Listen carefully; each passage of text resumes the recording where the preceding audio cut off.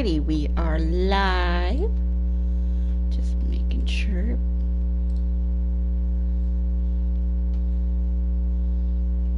People know. There we go. Alrighty. Hello, hello, people of the internet. Yep, it's been about a week, and now I'm back on the job again with PowerWash Simulator. And this time around, once again, unfortunately, Chaos is not able to join me again, but this time it's for a different reason. He's got family stuff today, so, which is understandable. But once again, of course, I am joined by my other co-host, the Lakezilla. Hi everybody, glad to be here. Yep. And last time since I could not wait much longer, we started on the Midgar jobs. Let's see here. We started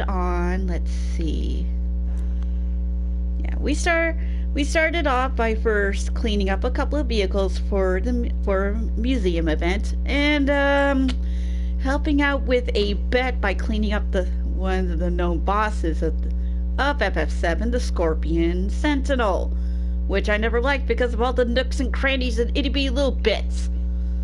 Definitely. That one was just way too long. Yep. Now, while I was just about to wrap up that little job, Tifa, the owner of the Seventh Heaven bar, messaged me saying that she had a problem with some gang members messing up her bar and asked if I could give it a quick wash down. Of course, I'd be willing to do that. I have a feeling that we're also going to be washing up bits of those gang members' blood. Yep. Oh, God. I haven't even opened this thing up, and already I'm seeing a mess. Go ahead. Yeah. Let's see here. What does Tifa say? We've been having lots of trouble with Don Carnero and his grunts for a while, but last night took it a whole other level. They stormed into Seventh Heaven unannounced, ordered the entire menu twice over, and proceeded to spill it on every possible surface.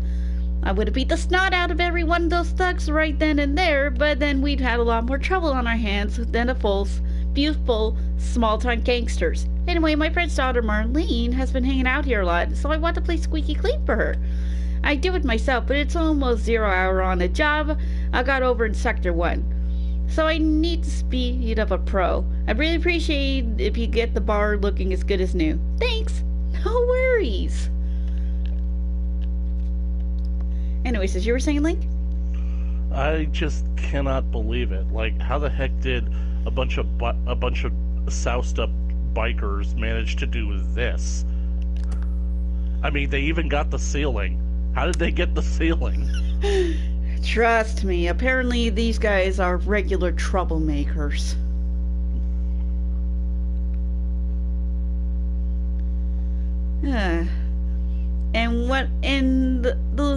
And the girl that Tifa is talking about is an actual character. She's the daughter of Barrett, the leader of Avalanche. And oh God almighty. Yep. Might want to spray down the floor before taking your first step. That's a good place to start. I mean, seriously, the amount of grime in this place, it literally looks like they set off a mud bomb. Yeah, hold on a second. I'm getting a bot. Hi, I want to offer promotion of your channel viewers. Yeah, I'm not interested in, until I get like a better rig or something, or rather for like PC games, I'm not interested in layouts quite yet. So steady to see the bar looking like this. Yeah, no kidding. But yeah, I'm definitely giving the floor a good wash down first. Oh my gosh, they literally got it all done from top to bottom. I know it's not the fanciest, but it's like home to us and our regulars. A place for people to get homemade food and escape the daily grind. Amen to that. Yep. And if I recall correctly, Marlene is like 7. She's like still a kid. It's like the playground all over again. She's gonna get sick with all this muck and mess.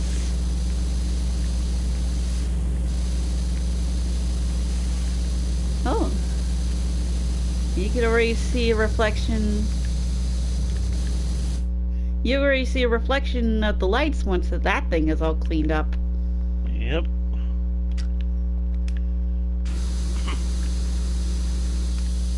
Okay. Okay, hang on. There we go. Let's just get this little bit here first.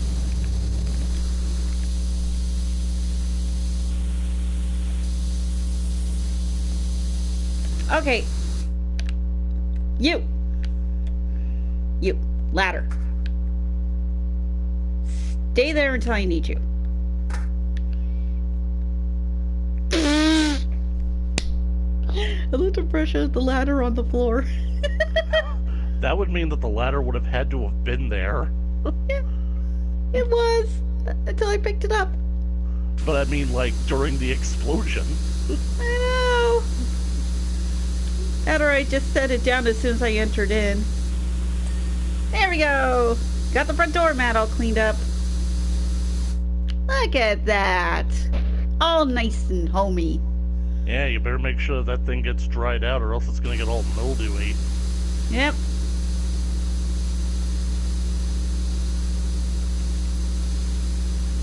Anyways, over the last couple of days I decided to go on to like other Minecraft servers I like to play on. And oop. Well, that's one way to get there. And I had the most annoying thing happen to me like twice on 2 different servers. Really? What happened? I had stuff taken from me from finished builds. From finished builds. Was it gold? No. Okay, one was more annoying than the other. I went out to this server, I think it's like Snapcraft or something. And I built a bridge filled with glowstone for lighting. I was gone for a couple of days, and of course, granted, I was like stupid. I didn't like put down land claims for that spot, at least for the entire bridge. And someone took all the glowstone off of it, as well as put up a frickin' nether portal. I've long since taken down the nether portal because I'm not ready for the nether yet, and I replaced the glowstone and put down the land claim. And then I go onto Fate Cloud the other day for the townie one because there was like a key all, and someone took all my stuff because, even though I haven't been there for a while. And you want to know the worst part about that? What? There's no land claim system. The best way to like protect your stuff, quote unquote, is to put like frickin' private signs on the doors. That's not going to stop anyone, especially since the fact that I got glass ceilings so they can easily break in. Well, I can assure you that kind of shenanigans won't be tolerated on SantaCraft. Yeah. Speaking of which, people, in case you guys are curious on any in SantaCraft shenanigans, Link and I do have a couple of videos up of our own from that server, so. And I've already got my next one planned for pretty soon. Not to mention I've been doing some research for a cute little project of mine that I'll be doing off screen.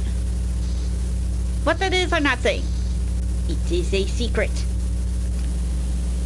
I wanted to have my next video up and ready by tomorrow, but basically I've been falling behind on it because I can't figure out that whole Doom Eternal situation that I've got going on.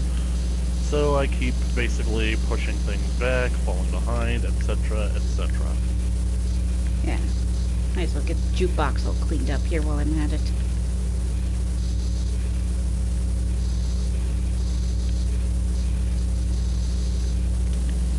Seriously, I am good. Whoever this Don Carnero guy is, I'm giving him the bill.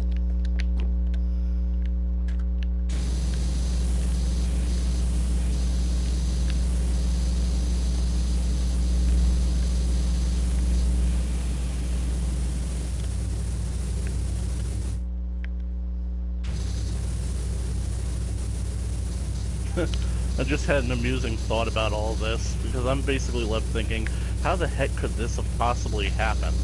How could Tifa have possibly let this happen? And then I basically got this thought, what if it happened while she was in Hollow Bastion looking for Cloud? Oh yeah, there we go. Nice clean jukebox. That would be funny. If there was mirror reflections, I would see myself in the bottom. Anyways, back to the floor. Insert joke about artists seeing themselves in music.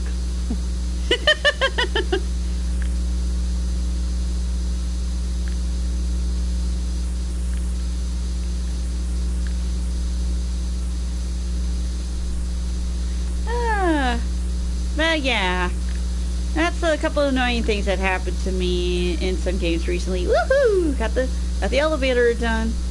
Yeah, that there is a secret elevator down to the Avalanche hideout. Shh! Don't tell anyone I said that. Well, it's live to the whole world. Well, don't tell Shira I said that. Yeah, I think they'll still need to figure out the pinball combination to unlock it. Yeah. There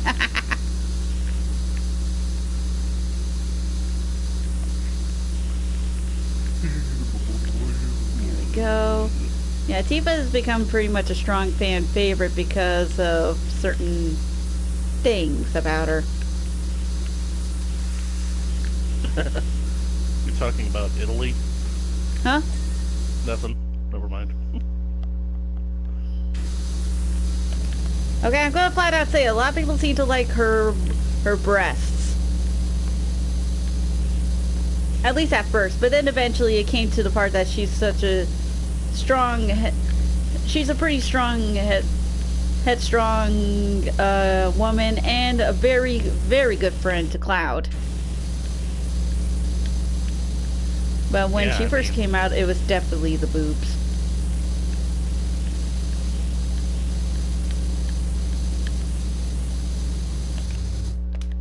Alrighty. Oh! Well!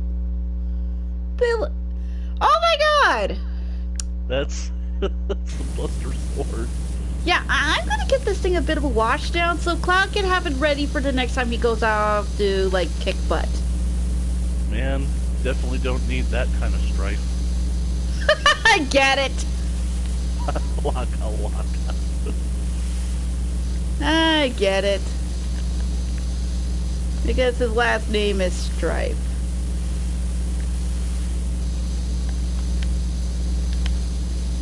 Sorry, Tifa, I don't mean to go on to the bar, but I really need to get every nook and cranny of this sword.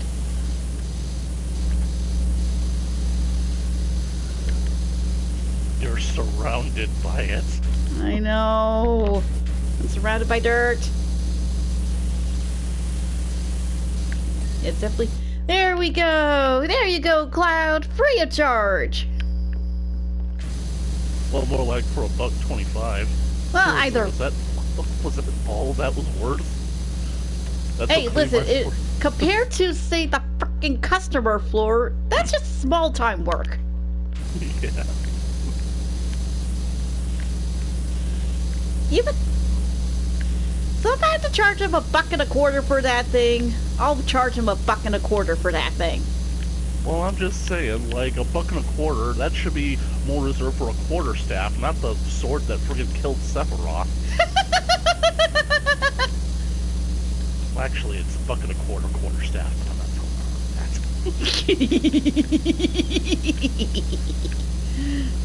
The Robin Hood cartoon starring Daffy Duck. I get it. That is such a great skit. It's so good.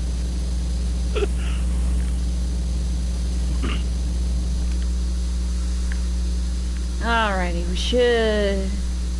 I think I got the majority of the dirt. Might as well handle the... Seriously. This place is a germaphobe's worst nightmare. Well, soon be a germaphobe's best heaven by the time a germaphobe's paradise by the time I get this all done. Like I said. Oh, it is literally the toilet. I found the bathroom. That gang is definitely paying the bill. Either that or they're banned for life.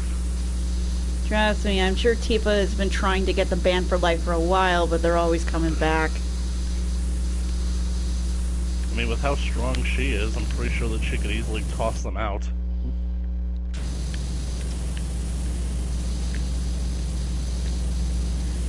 Don't tell PewDiePie, but I found some barrels. What's he get against barrels anyway? Apparently they gave him issues back during his earlier days playing Amnesia: The Dark Descent. These days he's trying his best to be a little more kid-friendly because of YouTube's policies. It's just not the same ever since that change in the algorithm happened. I know, especially right? since a lot of like unwanted stuff is being put into YouTube Kids when clearly it's not for kids. Definitely. Pardon? I said definitely. I mean, the My Little Pony community can definitely vouch for that one. Since a lot of their more dark, nitty-gritty My Little Pony fan works is being put into YouTube Kids because, of course, My Little Pony is apparently made for kids. This is why I hate the fact that they put machines in charge of everything. Mm-hmm.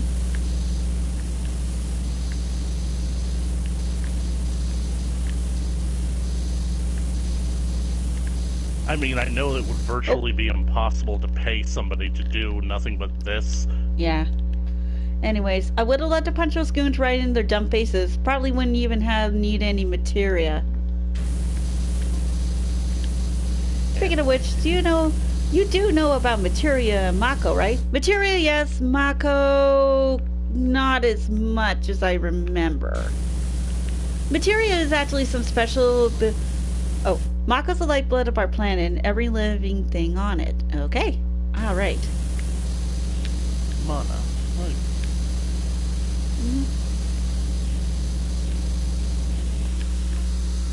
The ancients thankfully learned how to crystallize it, and that's what we call materia. Okay. Well, I'm used to like the kind of materia in FF14 that gives these slightly boosted stats when I put it onto my equipment.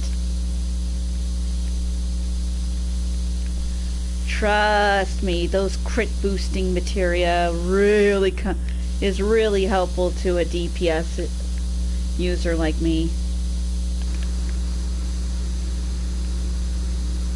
And there's a certain spell in my scholar kit that'll really benefit from high crit as well, because it also adds an additional defense boost. Well, crud, I forgot what I was saying before Tifa sent that message. Yeah. Let's see here. I think we were talking about... Let's see. I think we were talking about, like, the gang and everything. And then talking to... Oh, yeah, we were talking about the algorithm of YouTube and My Little Pony and that. Oh, yeah. Man, this whole, like, YouTube Kids situation, it basically is just so friggin' frustrating. Especially because, like, the fact that they lock up the comments section. Yeah. It makes it kind of frustrating because, like, whenever you revisit some of these old videos of things that you remember from your childhood and you basically want to leave a comment on it, it's like, oh, YouTube Kids, locked up.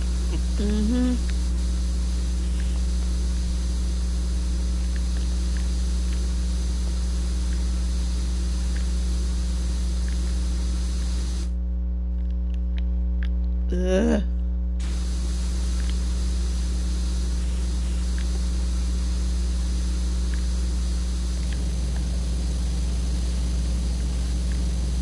Okay.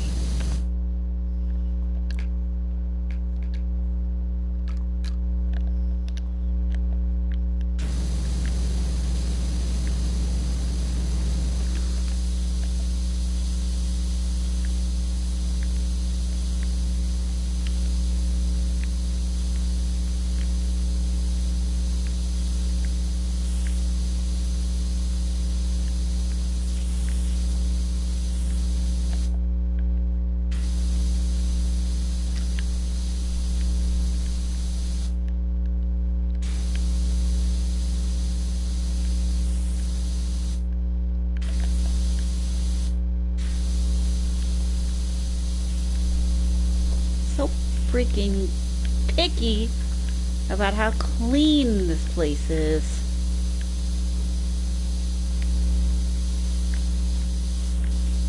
Especially since it's a bar. Basically gonna get, like, some degree of dirty again in the future. Not Yeah, but probably not to the extremes of what this is, because gosh freaking dang it.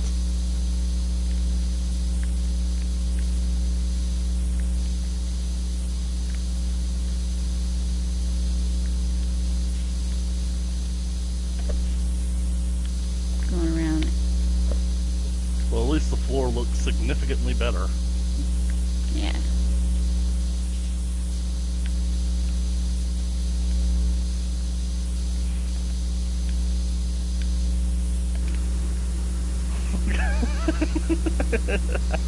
Oh, what got you all in a giggly mood all of a sudden? I mean, I'm not necessarily one to question, like, some of the logics of how video games work, but with every other thing that you've done, you've mostly been in an outside open space. This is the first time you've ever done an interior, and I'm just wondering, like, even though the PowerWash sprayer can basically, like, spray the dirt away, the dirt basically isn't just disintegrating. Like, it has to run off somewhere. The water has to basically carry it away somewhere, otherwise you're just pushing it around and not really getting rid of it. So I just can't help but wonder, where's it going? Eh, probably something in the Mako that's making it all disappear. There we go! Finally! Look at that clean floor. Whoa. I am happy. Alright, next. Staff. Good God almighty. Oh my gosh, I got it even all the way back here. Gross! What did they do? They ordered like the whole menu twice over and had one hell of a food fight. That's what they did. What were they eating, bud?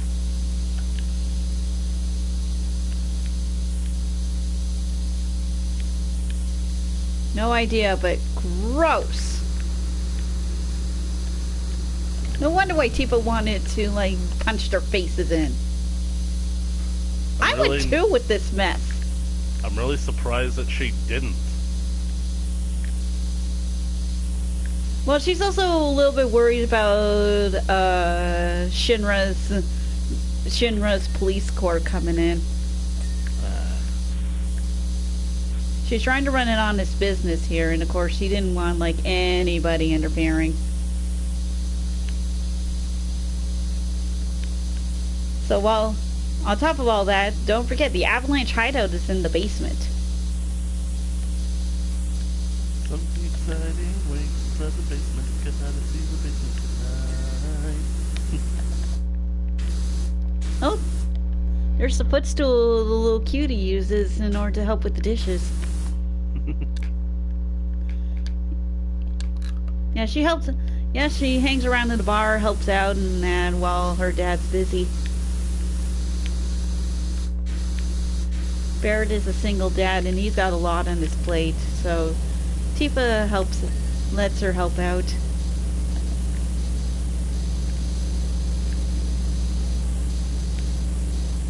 I haven't been too far in the game to know what exactly happened to his late wife. Not sure if it's late wife or ex-wife. Either way, he's been raising Marlene on his own. But hey, she's not like completely alone. She's got like several other people within Avalanche to help her out. That's good. Need people. Yeah, they're one big crazy family.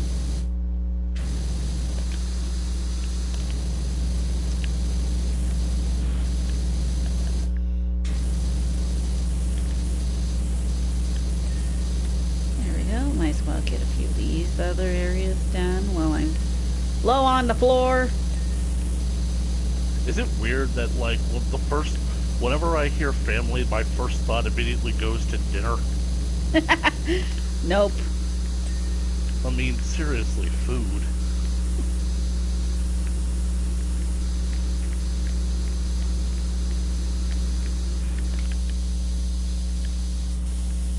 And apparently she's also very popular with, and also Marlene is also very popular with the customers because of how sweet and polite she is. There we go.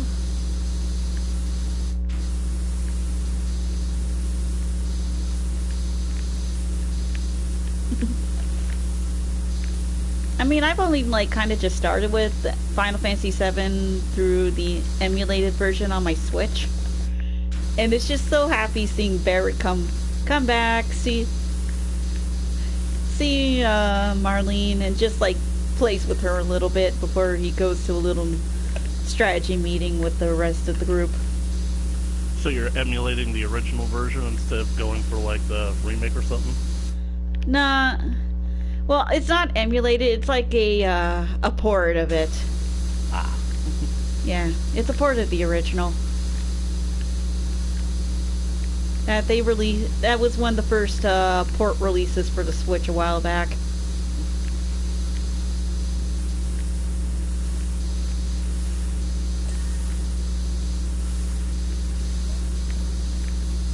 Thankfully, with this, I'm only just spraying water.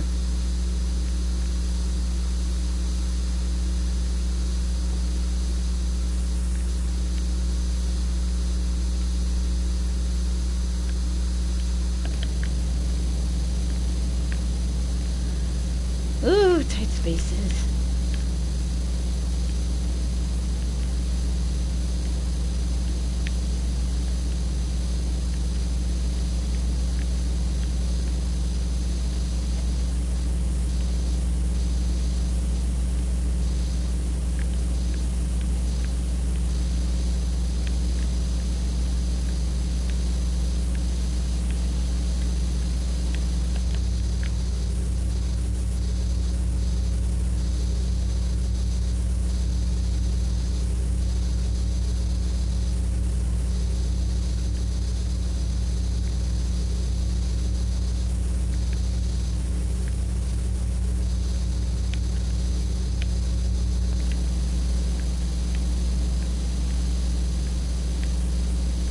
Go.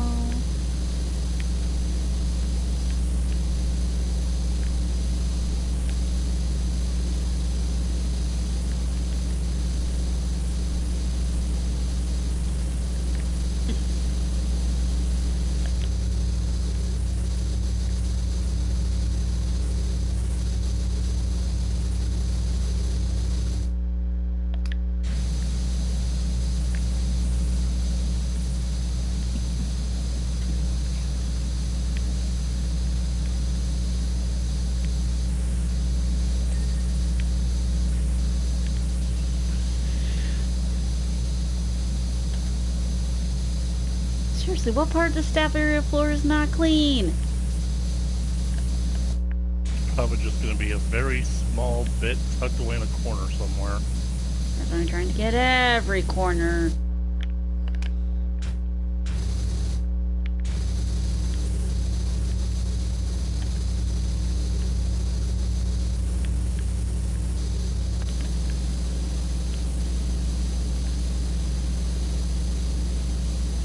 At least it's not quite as annoying as the scorpion.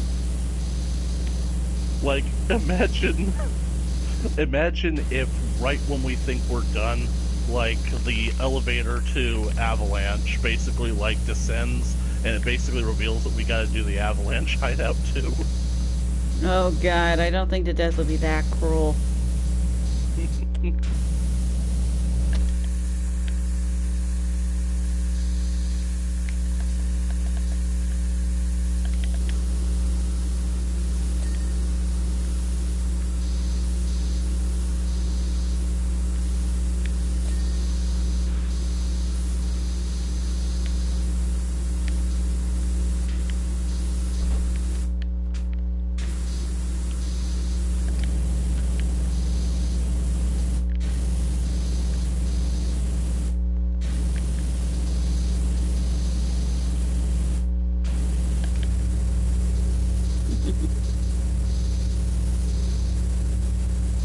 Also, I unintentionally got my sister mad at me the other day. What'd you do? Well, she went through the Anti-Tower, which is a dungeon in Heaven's Ward. And, I never told her about what the final boss was. You wanna know what the final boss is? What? Okay, how familiar are you with Final Fantasy IV? Not so much. Okay, there's this one particular boss in 4 that is a nightmare to me since I've been a kid. Really? There's this set of dolls Uh-huh. called Calcabrina. Calcabrina. Yeah, okay, well, some of them are called Calca, some of them are called Brina. But at one point, they will fuse together to become, well, Calcabrina.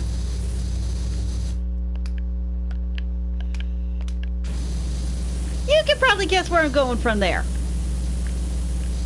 I suppose. They're the boss of the Anti-Tower. As part of security.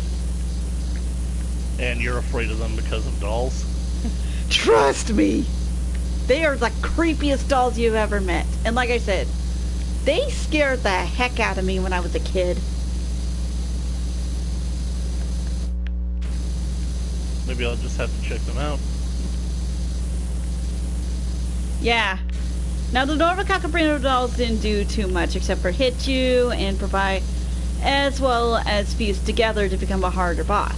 That's the original in 4. In 14, they become they're armed with death lasers. As you do. And the fused version can turn a couple of members into dolls themselves. Have a temper tantrum that can cause earthquakes and, let's see here, what else? Oh yeah! And create a barrier around itself to try to prevent, like, too much damage from happening. Unless you attack it from the front. Oh. And then there's that creepy music. Yeah, music can really have an effect on basically how creepy a thing can be. Yeah.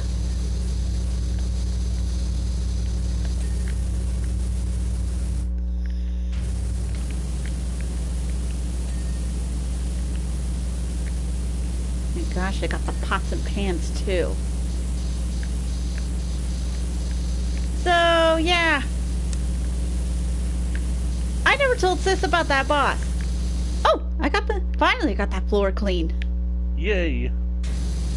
So I never told Hazel, aka Dusky, aka Dark Dragoon, about that boss, and she was scared. And you should have heard how loud she screamed and cursed.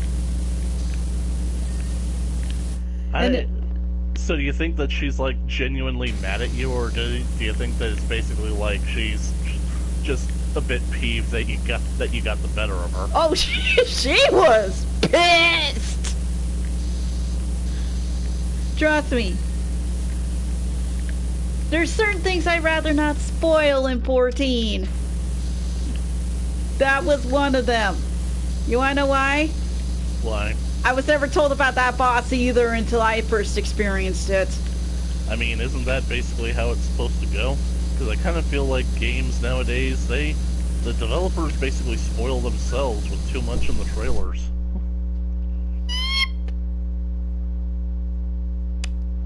Well, isn't that just the scariest thing that ever happened?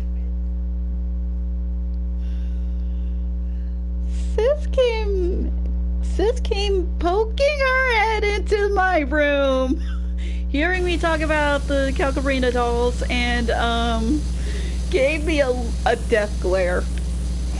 She's pissed.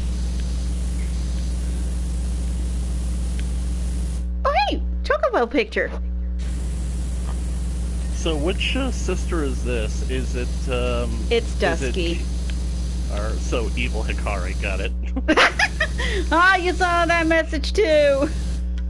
I think that I was basically a part of it, yeah. Yes.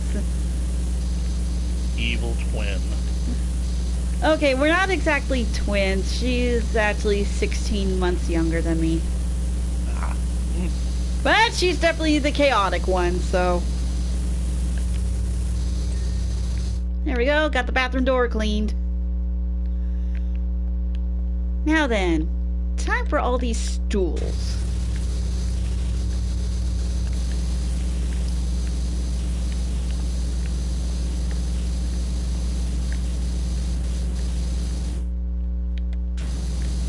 Have you ever had like one of those bosses that like scared the heck out of you and you never forgot about it even as an adult? Be it from any video game whatsoever? Well, it's basically hard to say. I've never actually played a video game that actually horrified me to that degree, because usually when I'm basically playing a game, I'm just so excited about actually playing something and doing it that it doesn't really register as fear. I definitely know that it happened to my brother once. Oh god, which boss was that one? I'm just gonna tell you a story. Back in the late 90s when actually it was, by that point it was still the late 90s. We had a Windows 95 computer, and, well, oh my god! Yeah, you can probably tell where this is going. The video game that basically me and my siblings really basically were just so fascinated by and really wanted to play was Doom. The original. Yep, the original. The problem is that me being so young at the time, I really wasn't all that good at it. The person who was good at it in the house was my older brother. The problem with that is he was downright terrified of the game. According to my parents, playing the game, he literally said that playing the game would give him nightmares, and so it kind of became a catch-22. Hey, is that a gun? That's Barrett's arm gun! What's that green stuff leaking out of it? That would be bioresidue. Ugh, get it off the table. Consider it done. Anyway, so it was a big catch-22. He was the only one of us that was actually good at playing the game at the time, but he was so terrified of it that we kind of had to coax him into playing it because we wanted to see where the game was going. So, he made his way through the game's second episode, The Shores of Hell, and he finally made his way to the 8th level of that campaign, a little level called the Tower of Babel. And basically by that point, we had assumed that the Barons of Hell, the big pink guys that throw green fireballs, were basically the worst of what we were going to get in that game. He steps out into the arena of the tower, and he comes across something that's twice their size and armed with a rocket launcher on its arm. The Cyber Demon. Let me guess, he screamed and like shut down the game. A bit. He gave a bit of a shriek and basically started running. He was the only one of us to actually make it to him, but certainly the creature made an impression. Oh man. Did he eventually finally beat that level? Well, I'm sure, because he basically did try it, and I know that basically he did beat it at some point. And it's definitely been years since that day, and I remember one of the last times that we were in the same room together, he basically was asking, hey, you've got copies of Doom, right? Can I have the copy? Since we had the disc, but I could just easily give him the WAD files. So I took his thumb drive, I gave him the WAD files, not just the original Doom, but I had gotten Doom 2, and I'd gotten the 2 campaigns from Final Doom, and I let him have those as well. So I don't know how often he plays it, but I'm sure he's got to have beaten them by now. Yeah, there we go. And Barrett's gonna be happy to see his Gatling gun all cleaned up and ready for the next fight. Oh. And you say that gun is his arm? Yeah, he lost an arm a while back, but he had a special prosthetic made to equip Gatling guns to it. So and he's just leaving this prosthetic appendage lying around in a bar? Okay. Listen, I don't know what you've heard, but Shinra, it's not as kind as selfless as it paints itself. Yeah, I kind of have that impression for a while, Tifa. The Mako energy they produce, it's made from draining the planet's lifeblood. Knew it. Why do you think I am very tempted to pay them double? Environment tax, baby! Plus the whole reason they provide it is to control the populace. Great. Oh well, it can't be any worse than Argent energy. If we allow them to keep harvesting it, we're assuring the planet's destruction. Yeah, that's pretty much the main goal of Avalanche there, to stop Shinra and to save the planet. Someone has to do something about this, and Avalanche has decided that someone is us. Well, good luck, Tifa. So the plot of Final Fantasy VII begins with an energy crisis? Pretty much. So, how does the one-winged super soldier end up involved in all of this? Yeah, a bit of a convoluted mess of illegal science experiments and alien life form and whatnot. Oh, not to mention an abused childhood. I have a feeling and memory issues. I'm gonna have to watch somebody's playthrough of that game. Oh, guaranteed you're gonna find at least a few. There we go. Other table cleaned. Let's see here. Is this stool done? Yep. Is this stool done? Yep.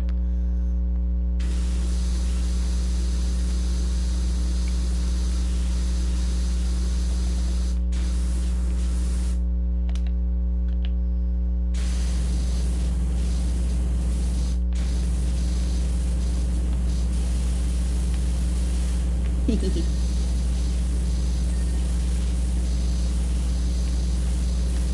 as well get the underside of this table done while I'm down here.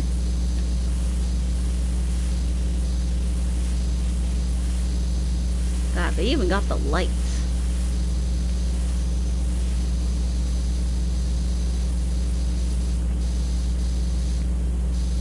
I just want to see if they got the tops of the lights, because then I'm gonna really be like, how in the world?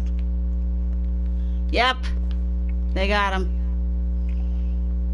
How in the world? Well, it is a pretty... Well, they are attached to an I-beams, to a ceiling beam, so...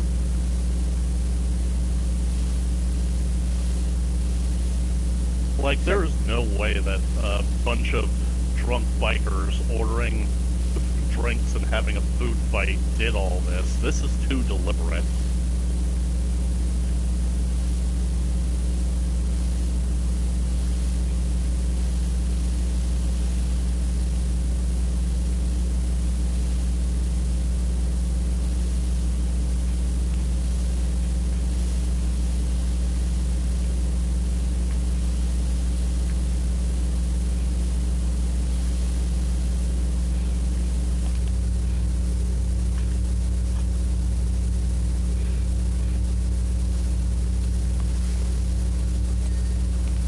There we go. See? Nice and clean.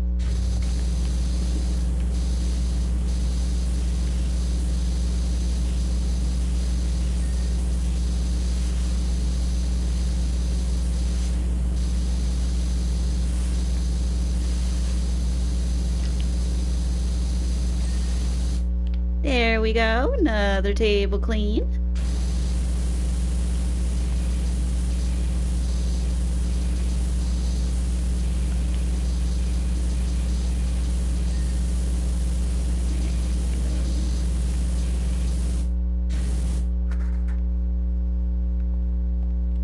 Move you over there for now.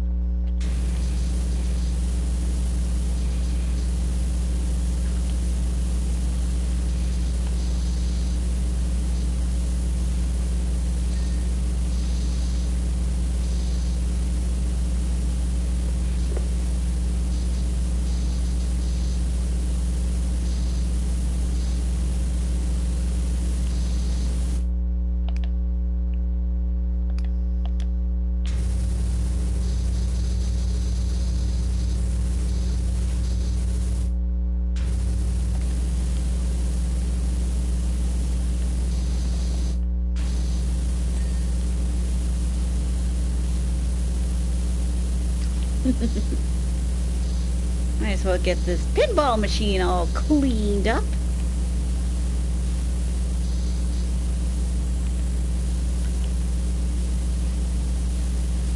Now that I'm doing all this, I might as well, like, open up my Switch and play Final Fantasy VII from start to finish again. This time, because I've only just barely started, and there's some spots that got me all confused on what to do. So but thankfully that's what walkthroughs are for. Yes, I'm not ashamed to say I've used walkthroughs. You know, it's weird. I'm pretty sure that we all very much lived through the era of, like, playing video games, like, before, like, the internet was truly, like, a resource that it is today, so... Can you remember what it was like trying to figure out a game without it? Oh, yeah, I remember, because, once upon a time, long time ago, Nintendo Power was a source of good video game,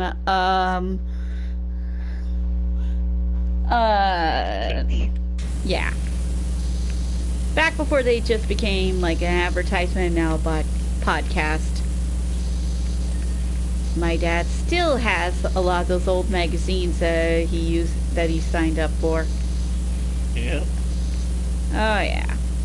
But even still, like, how about when Nintendo was still brand new? Like, I think that James Rolfe recently did a video about this. He did Kid Icarus, talking about how, like, with games like Zelda, Metroid, and Kid Icarus, Nintendo Power wasn't a thing yet. So how did all the players actually figure most of this stuff out? Easy. They wrote it down in their own little notebooks and saved them for later. How do I know? Because my dad did that. Oh look, Final Fantasy bombs.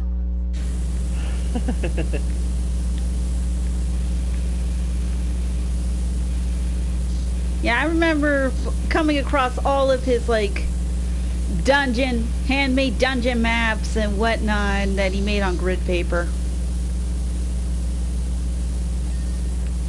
There we go. Yep. I remember basically having like the Doom codes written on a sheet of paper that I would keep with the disc. And I remember having like the default, debug code for the Sonic games written in the game, like in the little game manual as well. Yeah, the game manuals had all those like little spots for notes and that because they know players will probably want to like keep track of what they're doing and stuff. Now these days you can pretty much find anything on the internet, so they stopped doing that. I know, but I kind of miss it. Yeah, I miss those. I miss like reading those. Ew. I miss reading like those instruction manuals that have like a little story and that in it. Yep, because like the manual was once a method for delivering bits of the story, so it's like it basically kind of makes you got to be invested to actually track the story down. Mm-hmm. One thing that I definitely miss is that like with newer video games, you pick up basically like the case that the disc comes in, and it just feels so light because it no longer has the weight of the manual in it. Then I basically compare it to like my older games that still came with their manuals, and it's like, this feels weighty, this feels heavy, this feels important, more substantial. Oh yeah.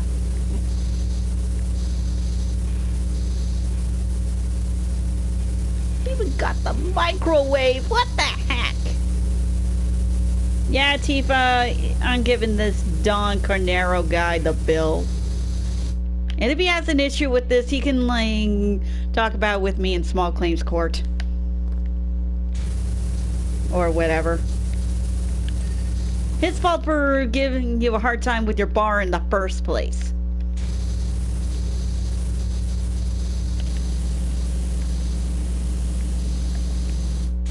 Have you guys seen a guy with really spiky hair? Sora just reaches out.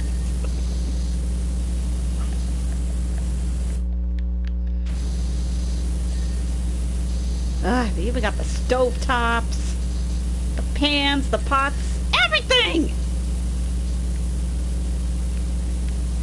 Oh my gosh, they even got the stove hood too.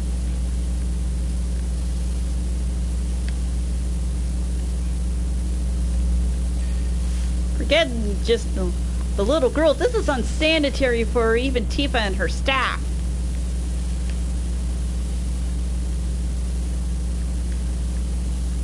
Or does she even have staff? Either way, this is unhealthy for even the customers. I mean, she has to have staff. There's no way a bar can be run by a single person. Oh, don't underestimate Tifa Lockhart. I mean, especially if this place also serves food. True enough. I mean, even Cheers basically showed. Cheers was just basically a place that just served drinks. You had to have the owner, you had to have Sam, you had to have the bartender, Coach, and later Woody, and you also had to have a waitress, Diane, and later Rebecca, and also Carla? Yeah, Carla. Huh.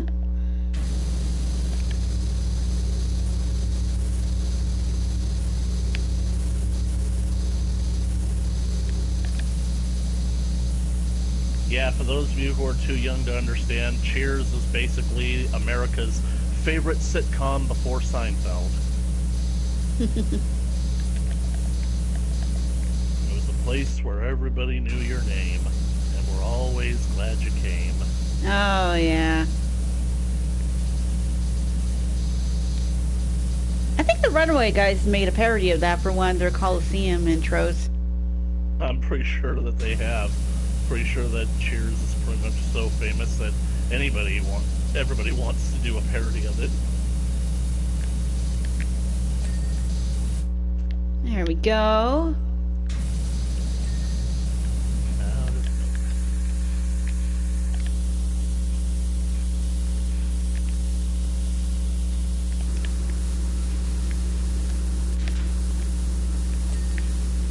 There, isn't that nice?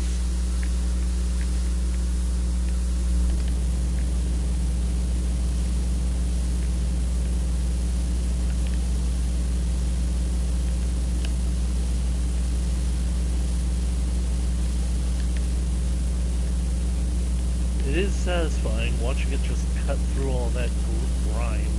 Mm-hmm.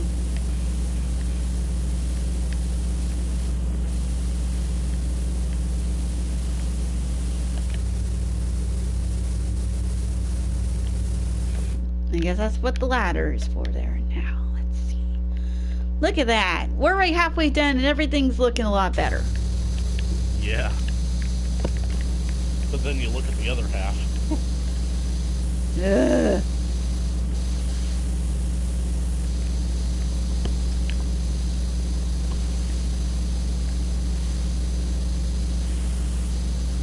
Whew, I just got a weird chill. The kind of chill that gives you a weird shudder all of a sudden that you can't explain. Yep. Yeah, I've had those.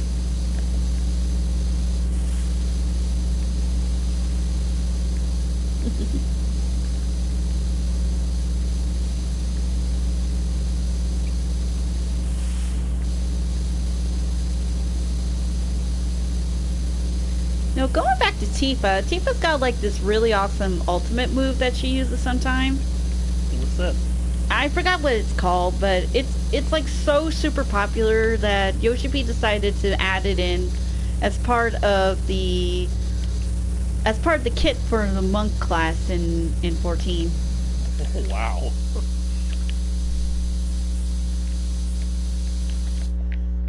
And people love it.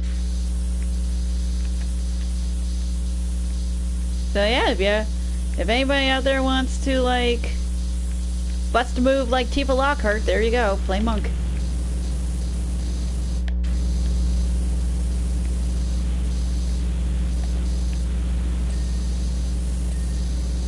So, do you and the others have any idea of when you might want to do the Ender Dragon? No idea yet, but I'm sure we'll discuss it once we get a few other things out of the way first. Because we got a lot on our plate right now. I mean, I feel kind of weird about how you haven't really done it before, and it feels like basically like doing it together as a group is kind of robbing you of the experience. I know, but the thing is, when I Minecraft, I do the mining and the crafting. I don't bother with the Ender Dragon or anything like that. I just like do things at my own pace. I think that you should at least basically like try and fight it yourself on your own single player game at least once. I get nervous by all the Endermen around. People wear a pumpkin. True. But I think if I do ever do the Ender Dragon, I'm starting it on peaceful mode. No, not peaceful. I'm starting it on easy. That's the thing about me. I like to start things off on the lowest difficulty and then gradually get to the higher difficulties. Yeah, she's an I'm too young to die player. I'm a casual, I want to play things at my own pace sort of thing.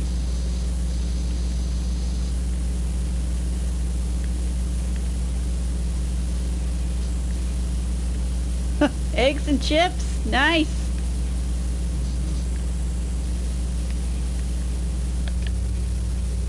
Because I'm pretty sure chips here has the meaning of fries. Yeah, why not? Oh, what I wouldn't give for some eggs right now. That whole bird flu situation that's basically like affecting chicken coops, making eggs all expensive. Oh, that's why the price of the eggs went up recently. Yeah, at least that's part of it. A significant part, but still just a part. It's really kind of a frustrating thing, because it's like, I really don't want to basically like pay the current price for like an 18 pack of eggs when I know that it should be half of that.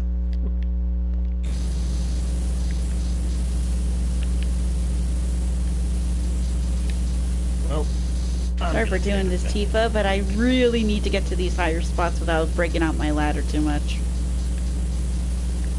It'd be weird if that was a game mechanic where if you basically use the ladder, you basically like forfeit some money. Yeah. But hey, at least we got the menu.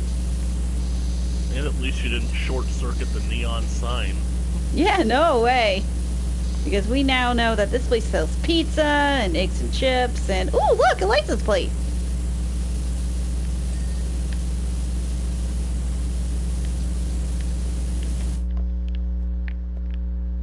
We like to chill at a cafe. Welcome to our hometown. Oh, isn't that just so cute and charming?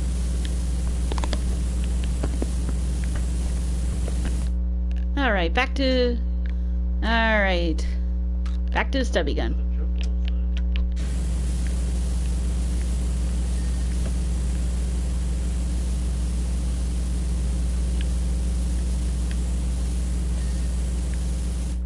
Chocobo show! When I first saw the chocobos in 4, I fell in love. Every opportunity I find a chocobo forest, I ride one of those birds just for like a good 20 minutes.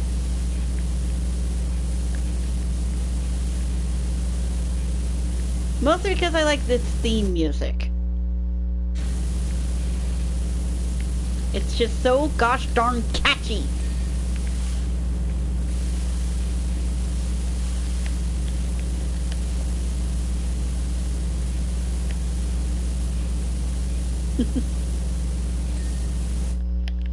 Go, another wall lantern done.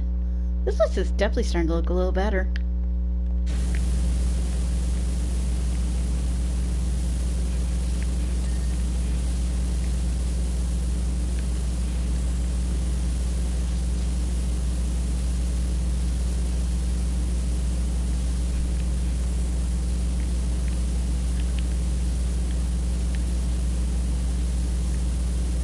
At least we found the elevator mechanisms.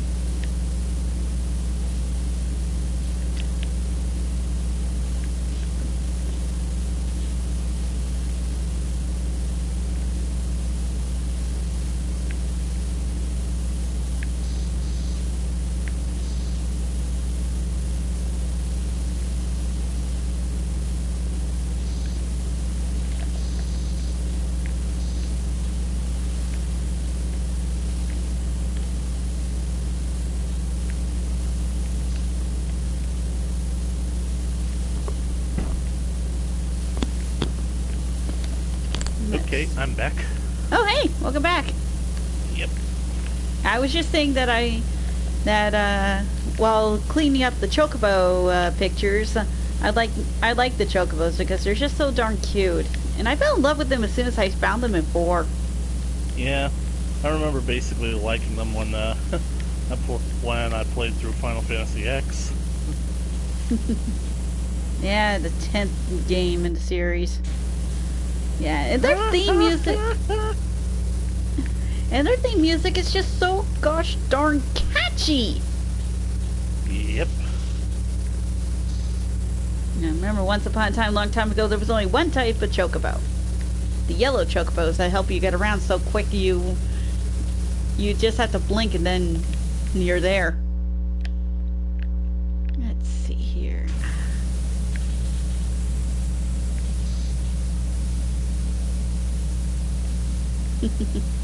And then came 4, which of course was labeled 2 at the time for some dumb reason. You have your black chocobos, which can fly, your white chocobos, which yield your magic power, and then there's the fat chocobo, which, well, at the time, acted as your storage. Because pack limits were a thing back then. And now they make for pretty amusing mounts in 14, don't they? Yep. They look like peeps. Let's see settings.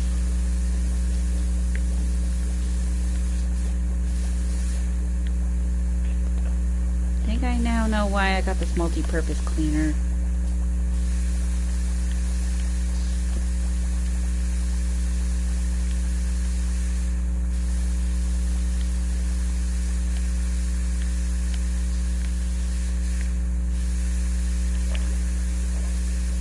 That machine gun on the table belonged to a friend of mine, Barrett. Oh, yeah. I was gonna ask, is there another one?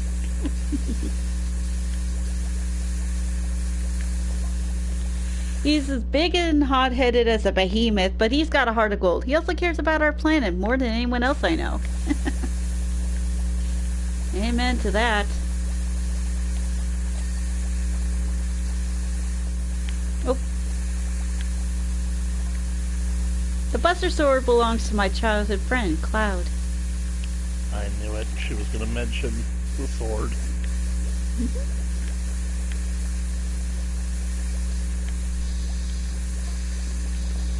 He left to join Soldier when we were kids. Now he's out helping us take on the company.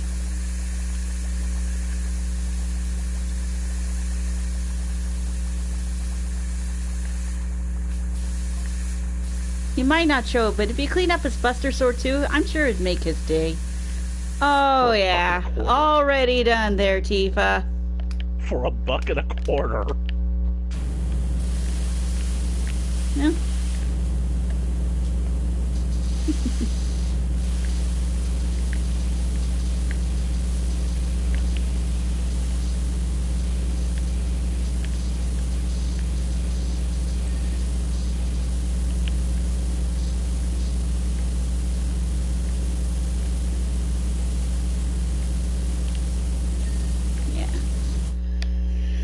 Let's see.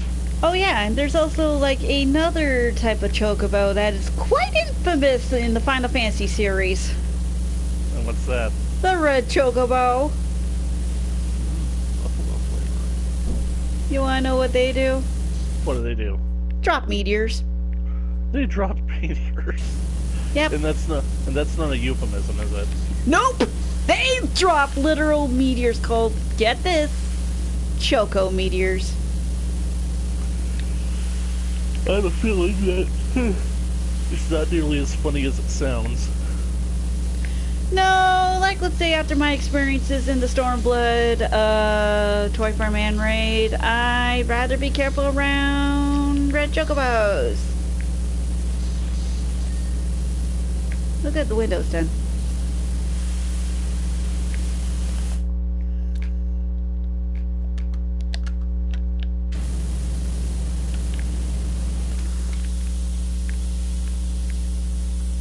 So, question. Who do you ship Cloud with? Aerith, Tifa, or Yuffie? I feel Tifa. I'm kind of feeling Tifa as well. Aerith would be a close second, but it's more to do with the fact that she canonically dies in the game. Oh yeah, everyone knows about that scene. It was really making rounds on the internet the day it first happened. Yep. Heck, I actually thought that was what Cloud's involvement with Hades and Kingdom Hearts was all about. That he said that he was looking for someone, so why would make a deal with the Lord of the Death? I thought he was trying to get Aerith back, but then she ends up being alive in Hollow Bastion. So I'm like thinking, wait, what? Why is she? Then who is? I just kept trying to tell them, hey, Aerith, your would-be boyfriend is over in the next world fighting in a tournament. Might want to go say hi. I feel you there. Yeah, it turns out he was just looking for Sephiroth. Yep.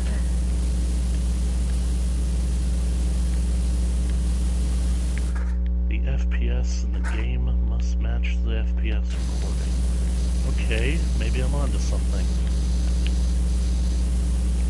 Still figuring out the bugs of your game? Yeah, it's not exactly a game bug, it's just, I remember when I first played it, I managed to get it recording at such a high definition, but now it just comes out, it doesn't come out any better than 480, and sometimes it's stuck at 360, but I want it to be at least 720, if not 1080, so... Oh, jeez. Because, I mean, like, I'm basically, like, rewatching my footage, and it looks blurry, it looks fuzzy, and it's like, no, this hurts my eyes.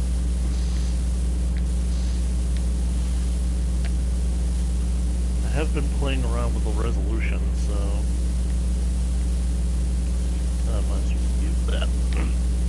Yeah. Yep. Technology, 72%. don't you just love it, folks? They managed to get fully around the pipes. Mm-hmm.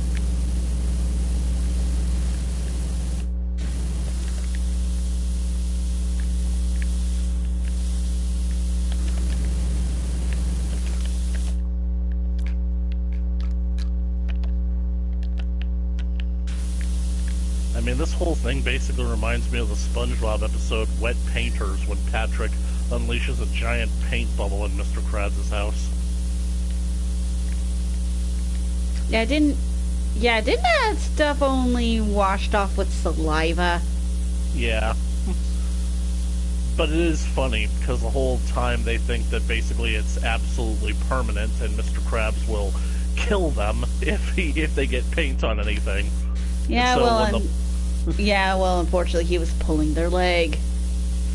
But when the bubble goes off and it literally hits it hits only the walls instead of everything on the walls, that's actually kind of funny. Cartoon logic, don't you love it? I especially love the gag where they basically come in and splash like puzzle pieces on the wall, and then when SpongeBob actually moves away from the wall, a last bit of paint hits where he was standing. Funny.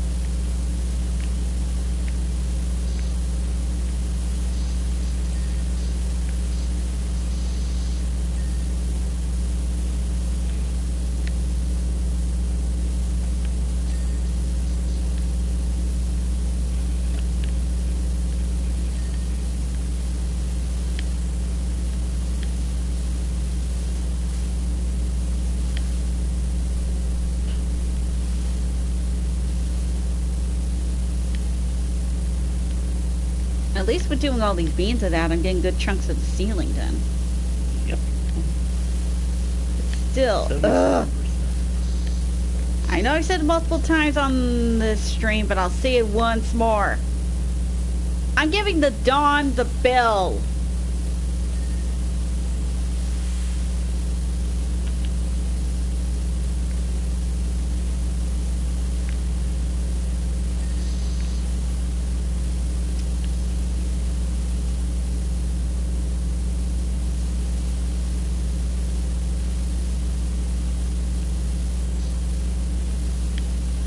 If he thinks he can go around, give Tifa a hard time with her business, and think he can get away with it, oh, buddy. He and his boys got another thing coming when I get involved.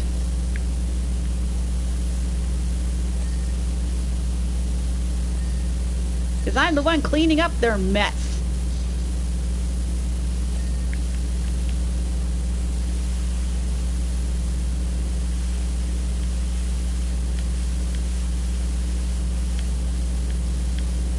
And I have a feeling it's not just some small group either. Oh, they even got the multi-lights.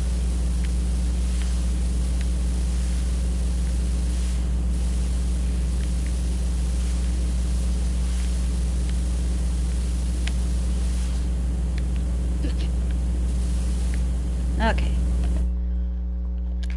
Time to bring out this bad boy. Oh yeah, I got the light on the other side of the room.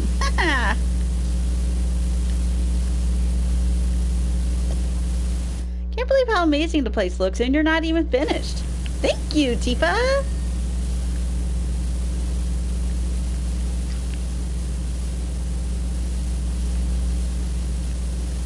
Hey, do you think you can give me this Don Camaro's address so I could send him the bill? I need help with final preparations for that job in Sector 1, so I've got to run.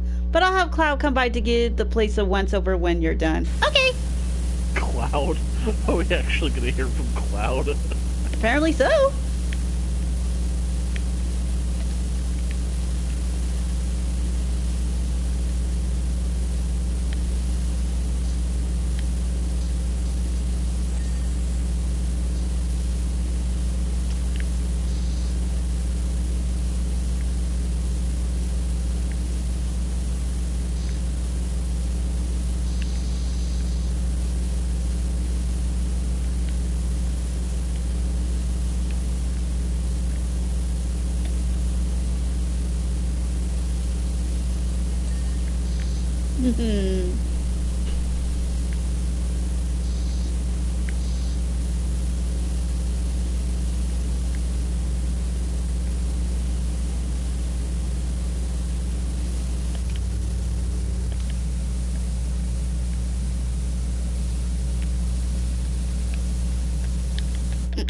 Oh, I'm getting stuck between them.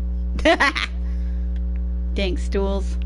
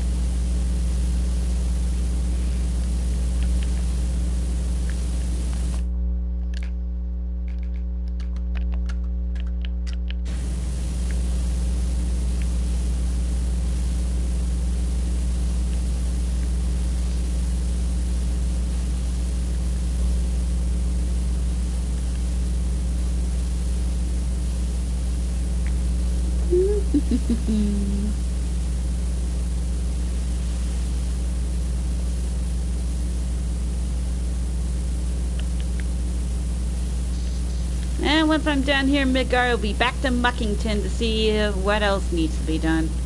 Hey, at least I'll get some extra cash out of this job. That is if Cloud doesn't give us an assignment too. Yeah. Or, God forbid, Shinra.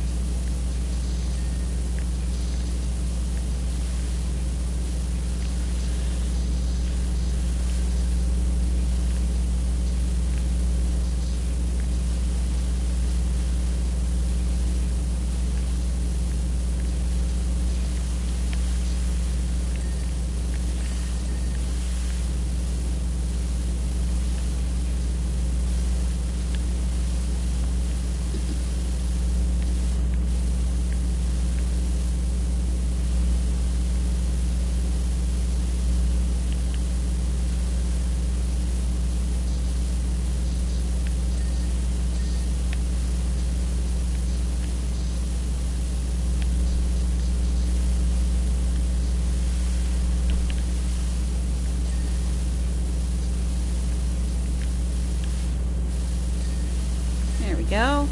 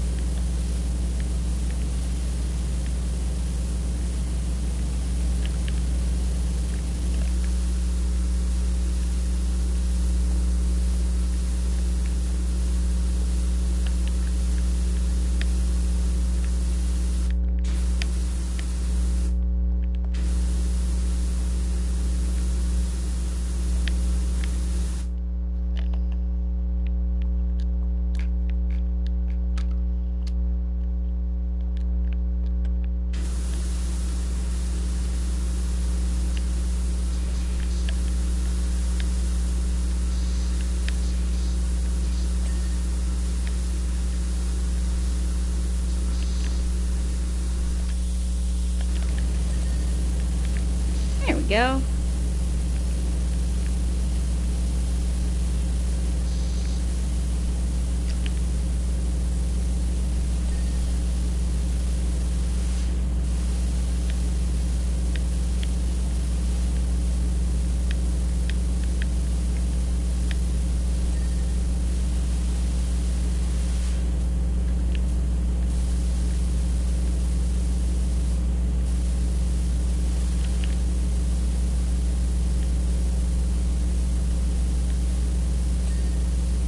Got that pipe done. Yay. And that pipe's done. Alright. 87%. And over $1,000 richer.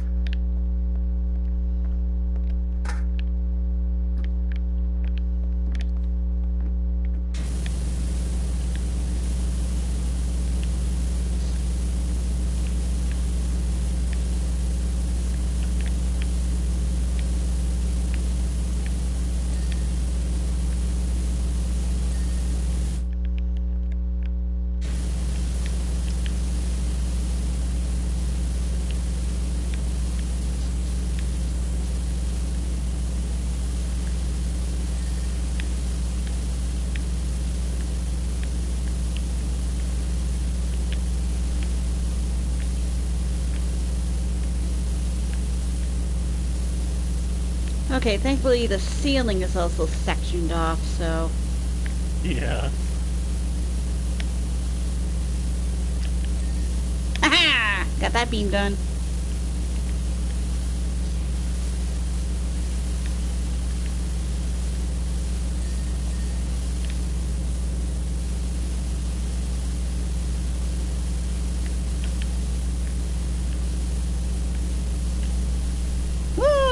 Pinky is falling asleep. No! I hate it when that happens.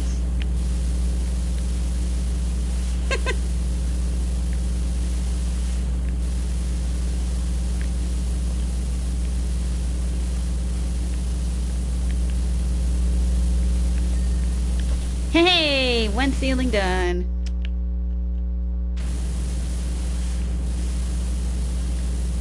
And I'm just thinking about the logistics of, like, one ceiling. I know that it's sectioned off, but now I'm just thinking about there's more. Mm-hmm. More than one ceiling. Yep.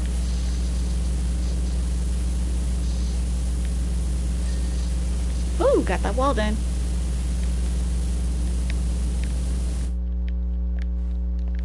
Aha!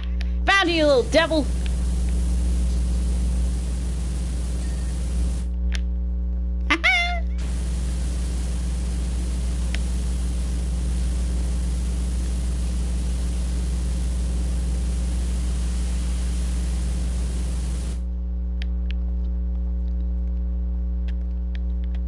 Come here, ladder.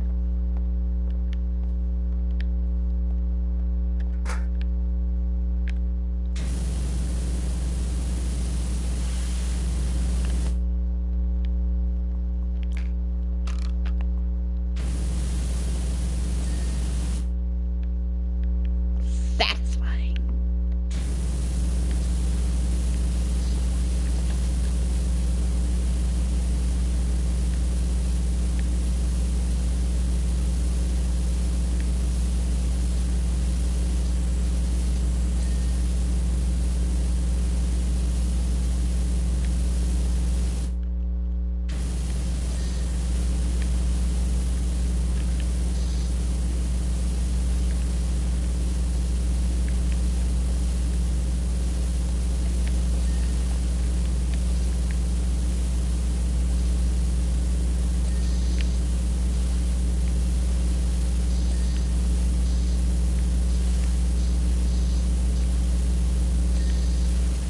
There we go.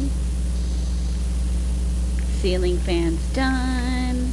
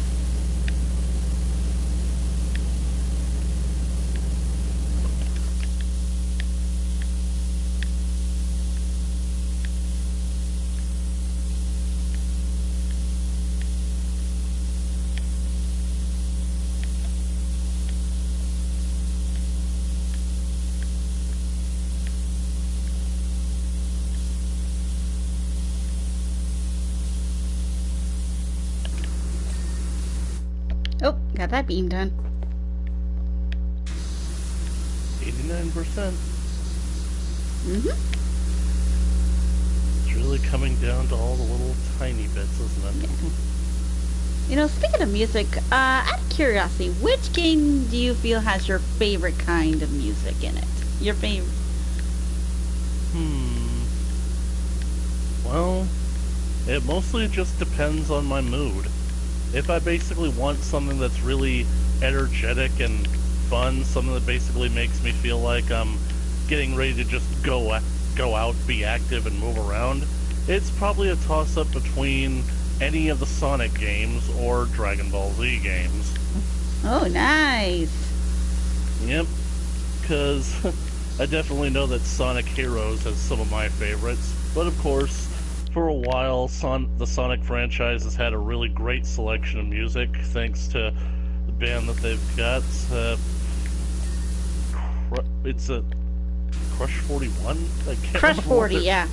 Yeah, I couldn't remember what their name was for a second. You were close. You just added one too many. You just added a digit higher than what it is.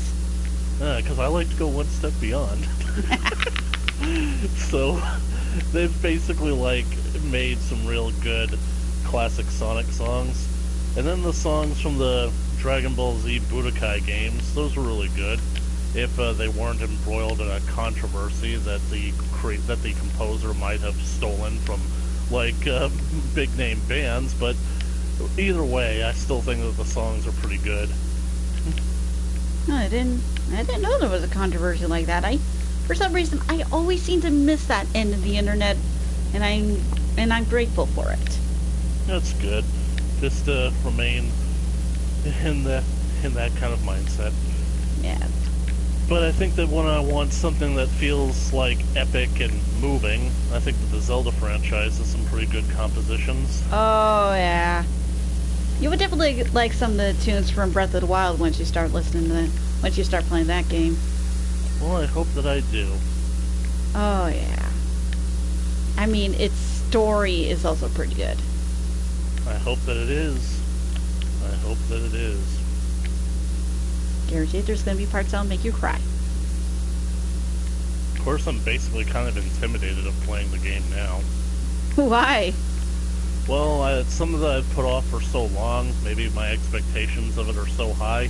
And the fact that I basically, for the longest time, had this plan of how I wanted to do it. Because, you know that basically with Breath of the Wild, it has the amiibo feature, where if you get certain Zelda amiibos, you could basically get in-game cosmetics and bonuses. Oh yeah.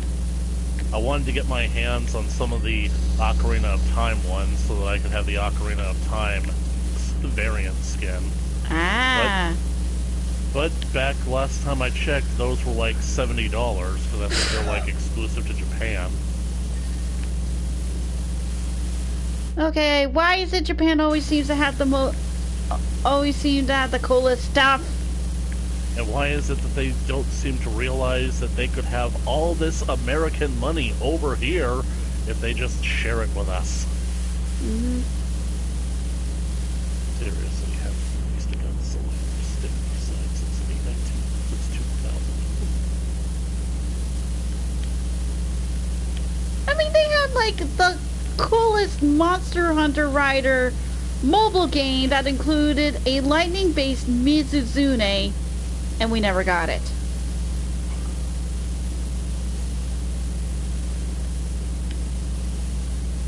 Yes, I am salty about that because Mizuzune is my absolute favorite monster. And which one is that?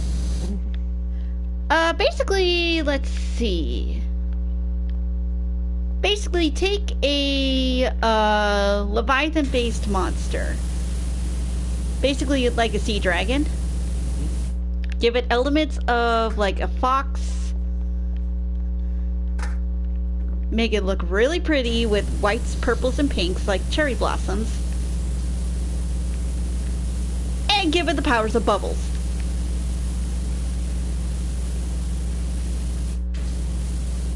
Okay. And that's basically Mitsuzune right there. Does sound a bit cute.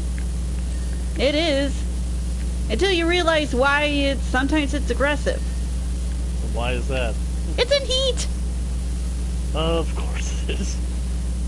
Well, it's trying to find a female mate because the Mizuzunes that we're constantly fighting are male. The females aren't quite as brightly colored.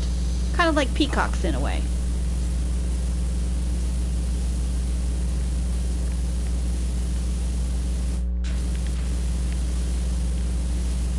So yeah, but still, they're my absolute favorite. I mean, I fell in love with seeing those things, with seeing one in Generations where they were introduced.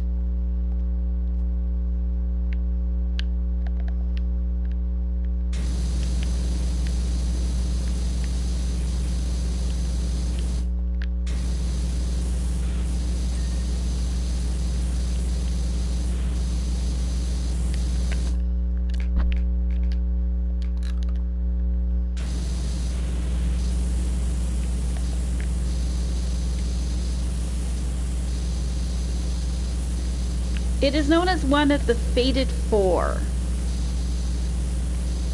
Four special monsters that was once exclusive to Monster Hunter Generations as a way of celebrating the 4 years that the long history of the game at the time. Oh. And each of the Fated Four represented each of the 4 main games. Like, for example, there was Glavinus that represented the first one. The basics of the game and everything else. It's basically a fire wyvern monster. Well, T-Rex-like monster with a long tail that acts like a sword that it can also sharpen with its flame. Wow. Yeah. Let's see here. Oh, wrong button.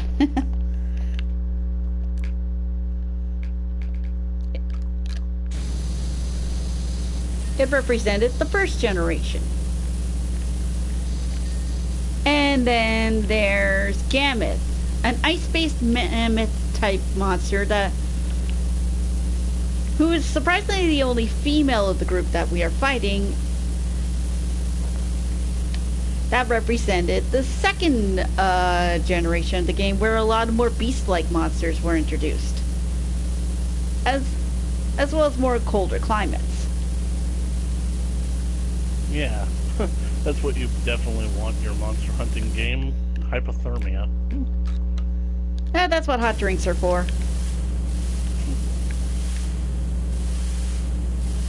Thankfully, they didn't put that mechanic back in Rise.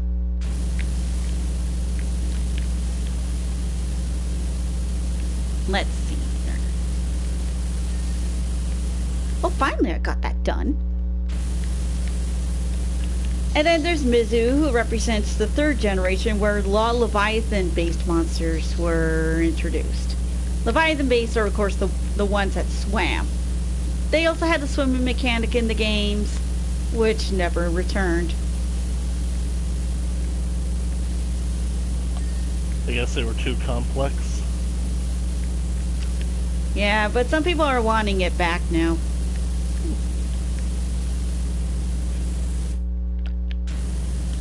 Just ask Chaos, he's a big fan of it. It was his first Monster Hunter game. I'm not sure if he was a fan of it, but it was part of his first Monster Hunter experience.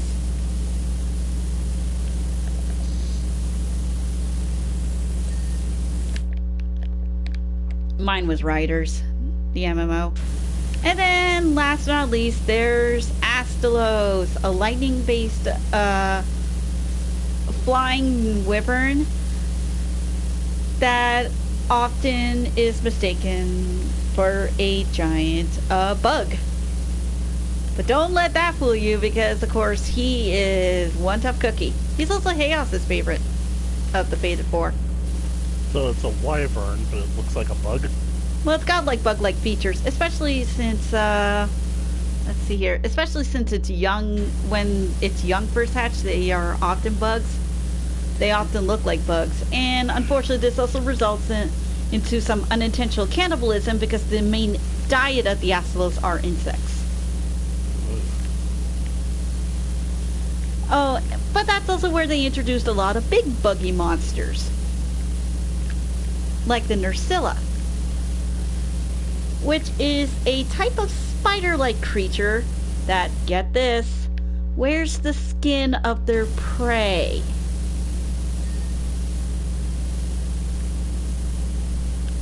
Yeah, you could say the Monster Hunter world, it can be a little bit messed up, but hey, normal nature can be messed up too, so no complaints there, right?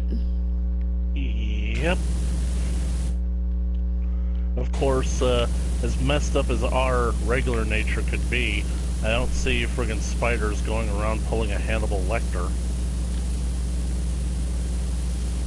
You'd be surprised.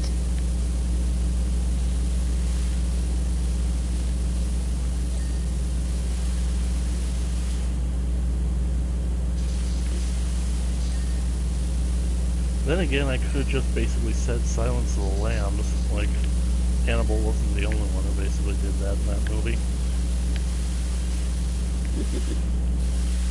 Alright, making sure I didn't miss a spot on this half.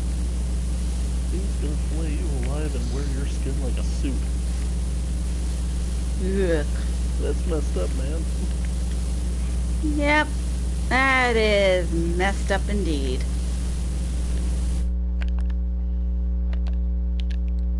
Come on.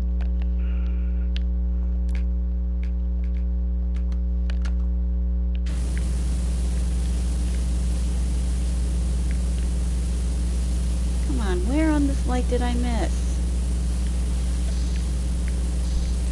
Oh, there we go. All right. Oh.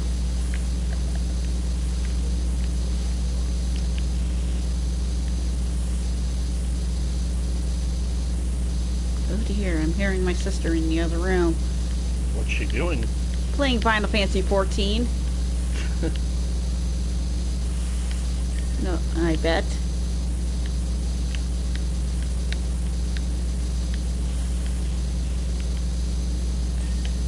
There we go. But yeah.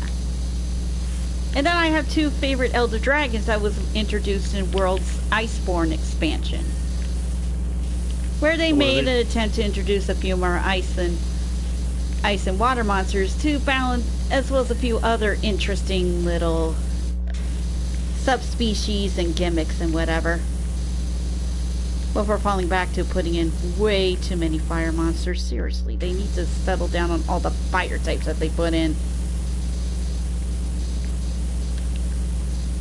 Insert joke about Pokemon here. Mm-hmm.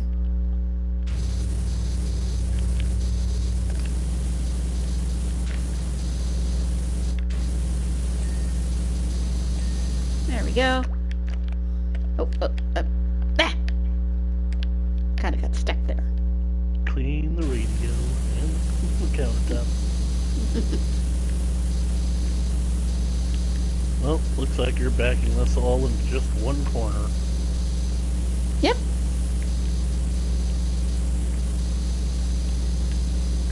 Oh, I missed a light.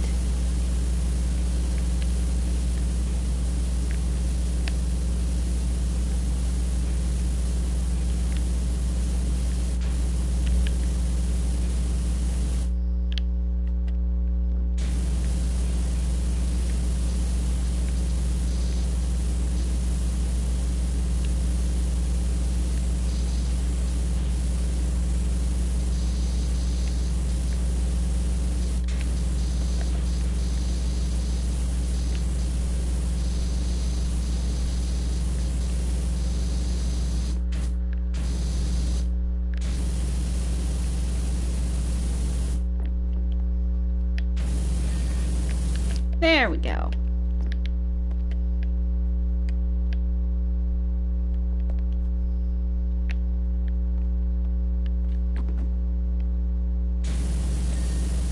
That's better.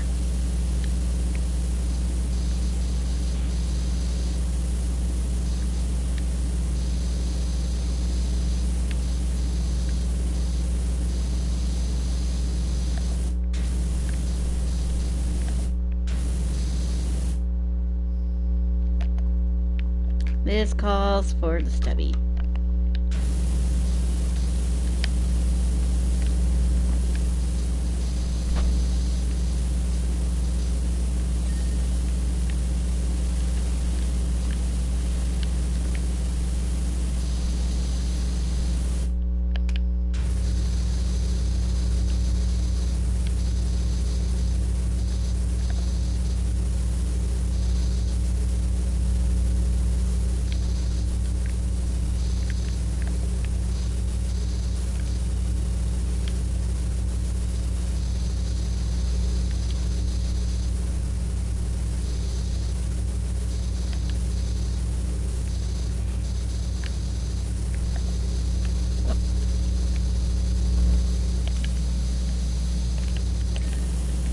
Oh, there we go.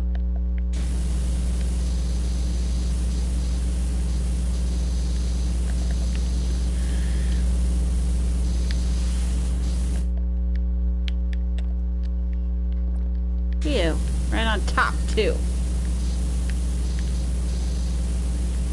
How did they get the top of the bridge?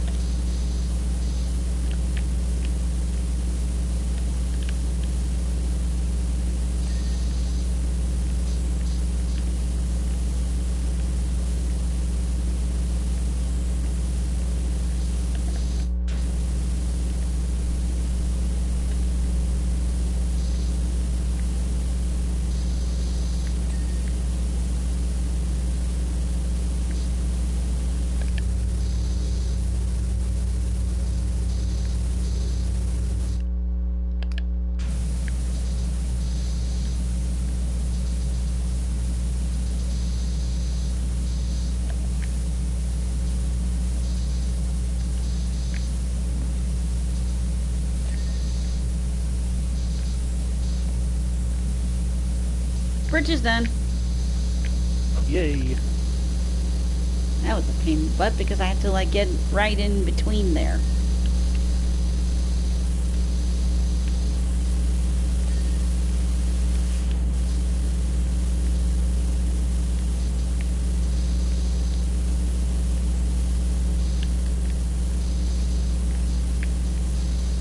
Of course.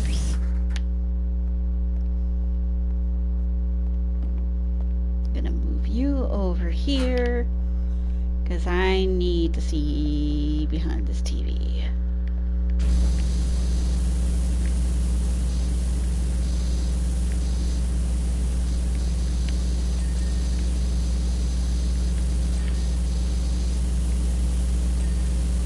There we go. Oh.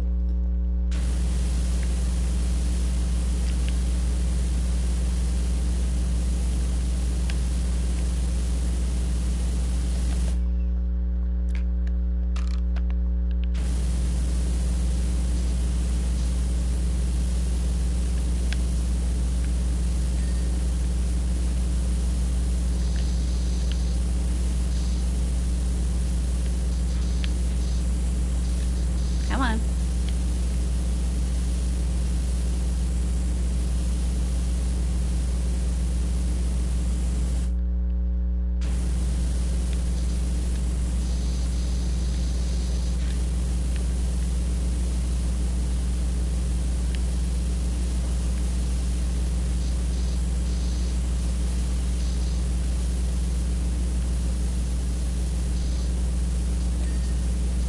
There we go.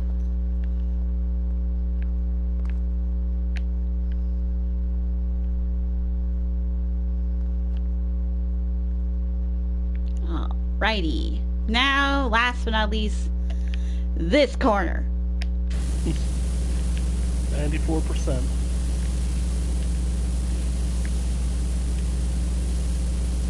And Tifa's gonna be happy. I'll give that Don guy the bill.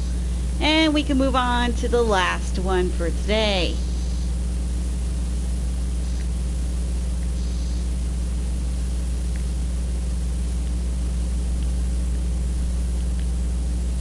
Man, the bar really does look amazing. Amazing what a little TLC can do.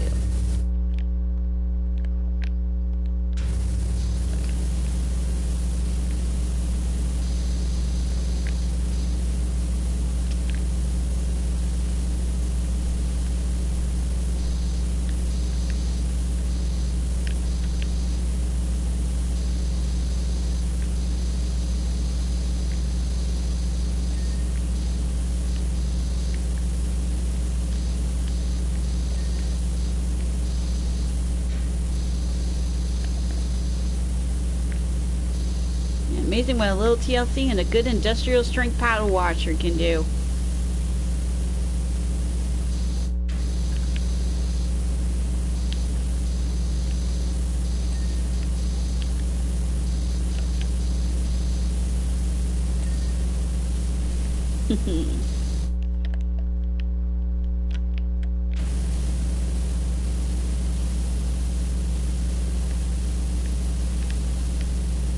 Yeah. Anyways, in terms of my favorite, where my favorite music can be, it's also a kind of a mood thing too.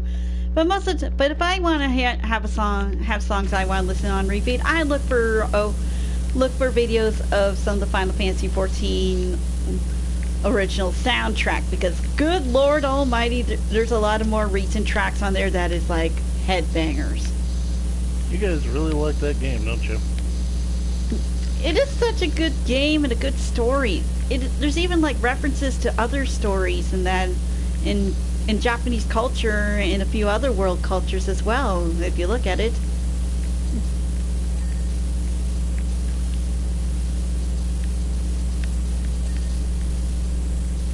Like, for example, they made a whole good chunk of the story based on the story of the Four Lords.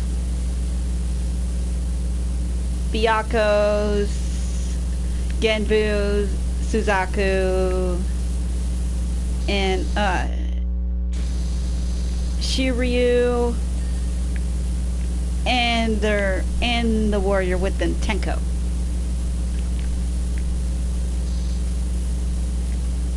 And then there's like multiple references of how the Japanese sees. While we see a man in the moon, they see a rabbit pounding mochi. Okay. Mhm.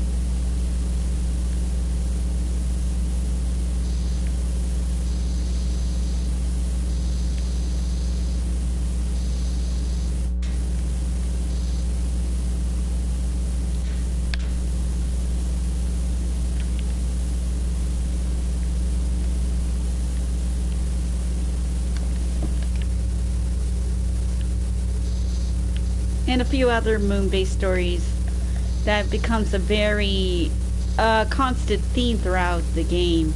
I would say how, but that's strong spoiler territories for Endwalker and Shadowbringers. 99%.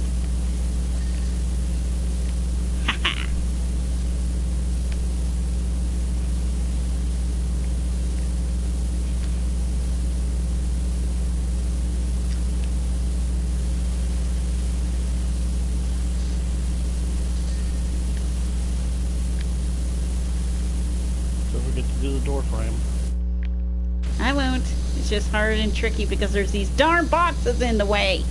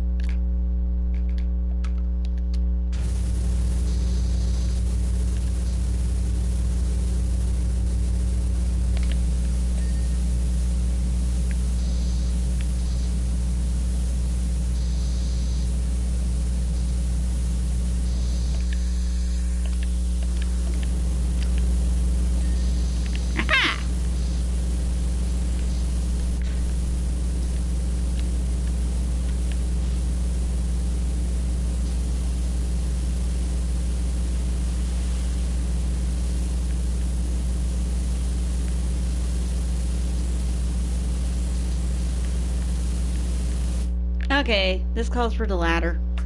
Yep.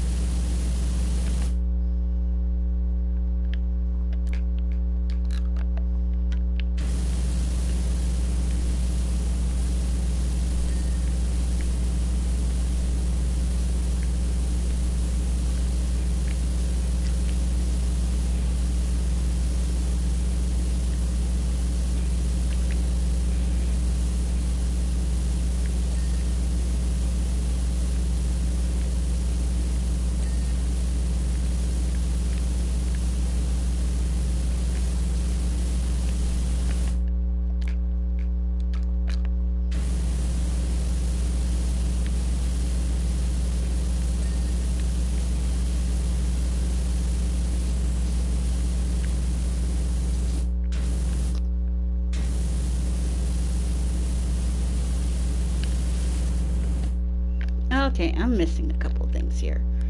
Time to look up the list. Time for the tiny details. Okay, I'm missing a ceiling light.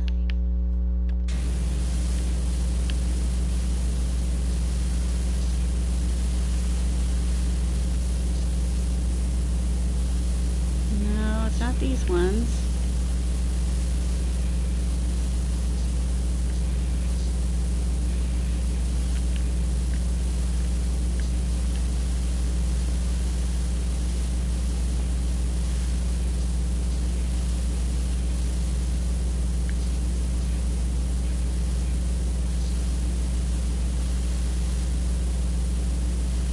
Oh, this one's not quite done yet.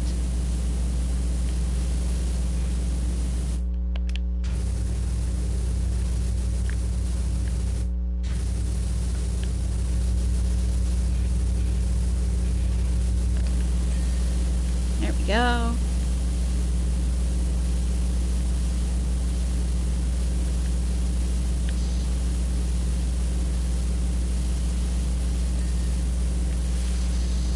Okay, there's a tall stool that's still dirty.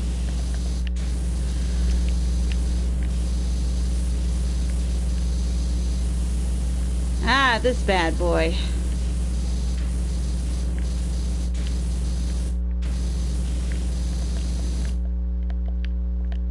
Come on, give it up.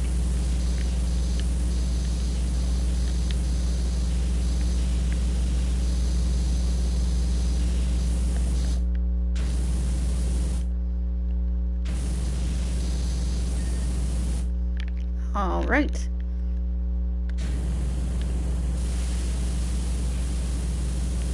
There's a wall lantern that I missed. This one? Yeah, it's this one. Alright, and a wall beam. It's just these things.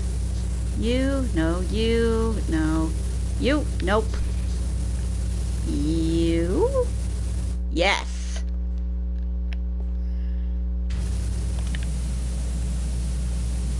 It's probably on top. Probably on top behind the picture frame. Okay. Thankfully it's not, that one wasn't quite as frustrating.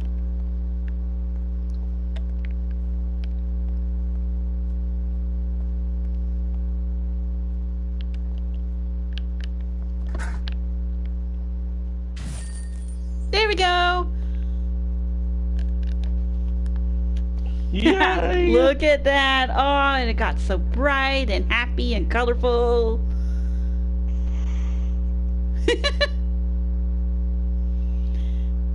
Oh, we heard from Cloud. Hey, Tifa told me I have to make sure you did your job. Huh, not bad. Done a lot of cleaning as a merc. You're the real deal. I see you washed my sword too. Alright, we done with the small talk. Got more important things to do. Bye. Yep. That is so Cloud. Mm-hmm. Last but not least, the Mako Energy exhibit. Ugh. Of course. You know what? I've actually been at Tifa's place for like almost 2 hours now. Want to call it here and save this for the next job? Next time! I don't think I'd mind it, because that looks pretty big. Yeah. Sorry, like... but you're going to have to wait till next time.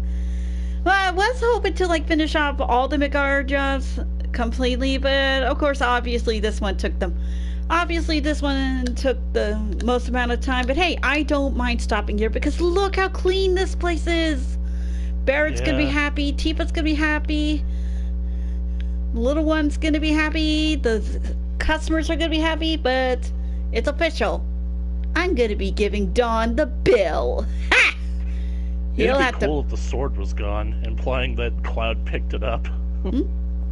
Yeah, unfortunately he didn't pick it up yet. But yeah, that's everything for today. Next time, we gotta do that job for Shinra again. We gotta do what we gotta do. And that hopefully should be the last of the Final Fantasy VII special jobs. leaving us with more work to do in Muckington. And who knows?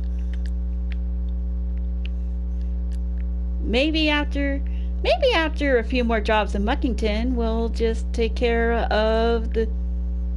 Well, I have a feeling that isn't the last one in Midgar, because look at that. It looks like it's only like 3/5 full.